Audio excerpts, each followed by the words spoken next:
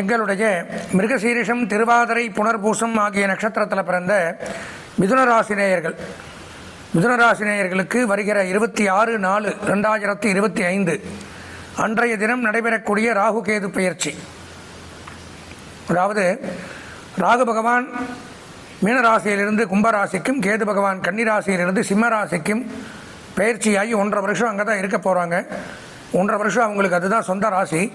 அப்படி இருக்கும் பொழுது மிதுன ராசியான நமக்கு என்ன நன்மை தீமைகளை செய்ய போகிறார் அப்படிங்கிறத இந்த பதிவில் பார்க்குறோம். இந்த பதிவில் நான் சொல்லக்கூடிய பதிவு அப்படிங்கிறது இதில் வரக்கூடிய கருத்துக்களும் விளக்கங்களும் என்னுடையதோ சொந்த கருத்தோ கிடையாது. 18 சித்தர்களில் ஒருவரான புலிப்பாணி சித்தர் அப்படிங்கிறவர் பல 1000 ஆண்டுகளுக்கு முன்பாக இன்னென்ன இடத்துல இன்னென்ன கிரகங்கள் பயிற்சியாக இருந்தால் இதுதான் நடக்கும் அப்படிங்கிறத சொல்லிட்டு போயிருக்காரு. நானாக எழுதி மிதனராசிக்காரங்கள்ட்ட நல்ல பேர் வாங்கிக்கிறோம், சந்தோஷம், என்னை பாராட்டணும், எனக்கு நிறைய கமெண்ட்ஸ் சொல்லணுங்கிறதுக்காக பாராட்டி சொல்கிற விஷயம் அப்படிங்கிறது இது கிடையாது.